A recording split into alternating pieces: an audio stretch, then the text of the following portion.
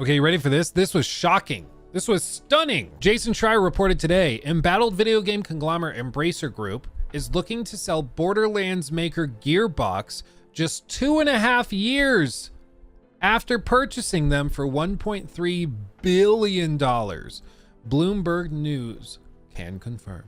Gearbox will also explore spinning off and going independent. And if we look at this, this is all because of a deal that fell through with Saudi Arabia. That's why all of these things are happening. They just shut down Volition, which was also an Embracer Group game or studio. And they did, of course, the Saints Row remake. And that's, you know, all tied to this. So all of a sudden, Embracer Group is just shutting down a ton of stuff, which is wild. Swedish video game conglomerate Embracer Group AB is looking to sell Gearbox Entertainment just 2.5 years after purchasing them for $1.3 billion. Let's see. The Frisco, Texas-based game developer is best known for Borderlands. The video game series has sold 77 million copies and generated more than $1 billion in revenue. The base case, quote, the base case is that Gearbox remains part of Embracer. This was the chief communications officer. However, there are many options under consideration, including Gearbox's transfer, taking Gearbox independent, and others. Ultimately, we'll move ahead with whichever plan is best for both Gearbox and Embracer. Embracer has spent the past few years snatching up game studios all across the world, but this year began a period of reorganization following a failed $2 billion deal with Saudi Arabia's gaming group. This month, the company closed down Illinois-based game studio Volition and laid off staff all across its other divisions. Quote, nothing's been decided yet, but there will be lots of speculation in the coming weeks. Basically, there was a deal where Saudi Arabia's gaming investment fund was going to be throwing a ton of cash at them, $2 billion worth as just an injection. That deal fell through for a bunch of reasons, including lack of performing titles, things like the big titles that were supposed to perform really well, like Saints Row, just falling apart. And so that deal fell through, and now they were expecting to have $2 billion that they don't have. So now they're just kind of like, well, crap. You know, it's like somebody goes and buys a really expensive car that's got like $1,000 monthly payment, and they got it because they thought they were going to get this new job that was going to pay them $5,000 a month or 10 grand, whatever it is.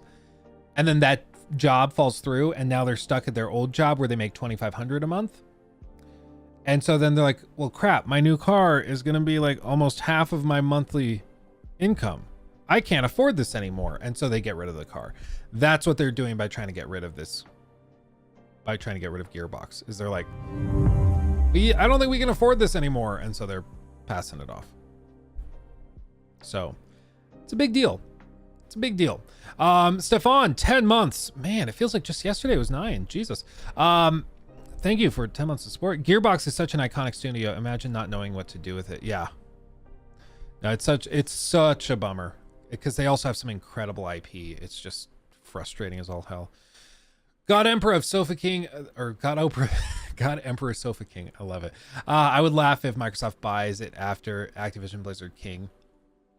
I'm sure they got a call from Phil. I would bet a lot of money Phil has hopped on the phone this morning to give him a call.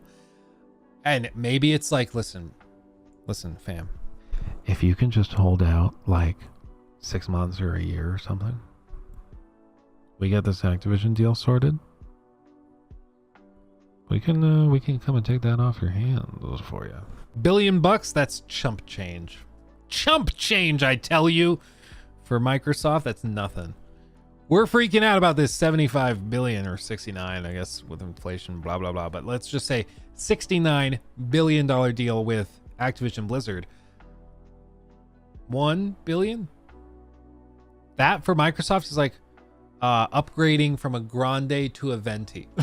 You know, that for them is like, sure. That's no biggie for them. Oh, man.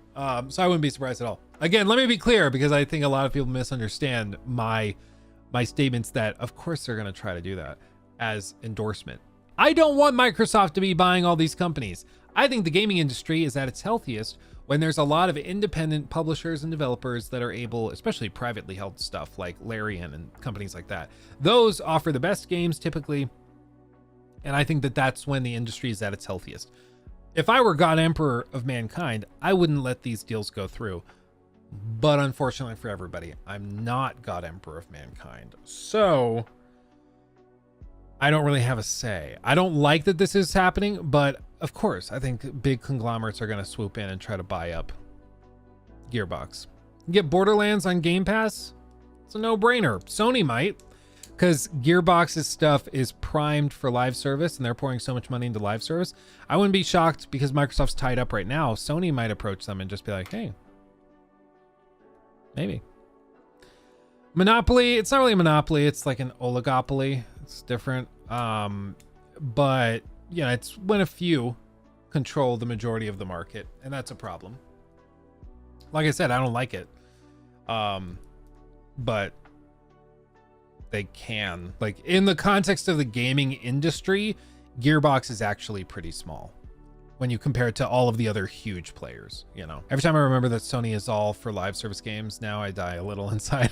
Yeah, well, it's just, we've seen a little taste of it, but we haven't seen the full force of that change in approach. So man, it's going to be a lot. Luke, do you think if Mirage flops, AC will have another reimagining like from Syndicate to Origins? I don't think so. Just because we know all about the other Assassin's Creed projects that they're working on right now, such as, fantastic transition. Thank you for setting me up with that, Nachi. Such as this little collection from Rhino on Twitter, who collected a bunch of official information and then rumors and speculation about these games, specifically Hexe. If you don't know about Hexe, this is the one that's like two, I guess if you count Mirage, it's like 3 games away. So there's Mirage, and I guess Jade, but that's a mobile game. But there's like Mirage coming out in like a month, Jade after that sometime, Red, which is set in Japan, and then after that is Hexe. Okay, that's where it is in the timeline. Hexe is, quote, a very different game from upcoming flagship or from other Assassin's Creed titles. It features strong feminine energy. I would assume that's their way of saying it has a female protagonist, but I don't know. Maybe they mean something else. I don't really know what that means. Just gonna be honest, I don't know what strong female or feminine energy means.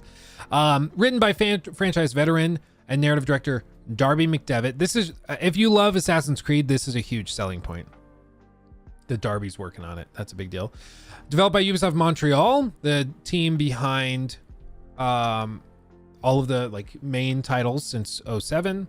They want to, quote, leave a lasting mark on the franchise. So they want it to be really unique. It's going to be the first of 2 games, or one of the first 2 games to launch on AC Infinity, with Red, the other one, that comes out just before it, being also on Infinity. And then they're going to launch, yep, like I said, after Mirage and after Red. Themes revolve around witchcraft, based on the name Hexe, meaning witch in German, derived from the Old German Hagesusa, maybe? I don't know. The imagery shown in the teaser and the pentagram in the official logo and key art. Rumors are that it's set in Central Europe in the 16th century, focusing on the pivotal point in history revolving around the mass hysteria about witchcraft, that gripped the continent, I can't read today, leading to witch trials where 80,000 people were executed according to Bloomberg and Insider Gaming, which means it's almost certainly going to be set in this period and in this space. And then his personal speculation is that the game may likely involve alchemy, science confused as magic, plus the fabled philosopher's stone, which may potentially be technology of the first civilization. I wouldn't be shocked if that's true. And then judging by Yara Tabara's statement, the game will likely feature the series' first solo female protagonist in a mainline game. That's my understanding. I don't know what else strong feminine energy would mean, but yeah, we'll see. We'll see. They're spending a lot of time on it, presumably a lot of money. I mean, when all is said and done, this will have been in development for probably like 4 to 5 years, with one of the biggest studios, like thousands of developers working on this. Like, this is a huge game. So when I say, like, I don't know what's going to happen with Mirage, if Mirage, like, hypothetically flops or implodes, which I don't think it will, but like, even if it did, I don't think that affects any of this, because this is already greenlit, middle of production, and this is very different from Mirage by what we can tell. So I think it's going to just it wouldn't really affect it because it's doing its own thing. So we'll see. We'll see. But already they have the next like 3, 4, 5 years of Assassin's Creed stuff lined up and already planned. It's just crazy. He took my thing. Red flag.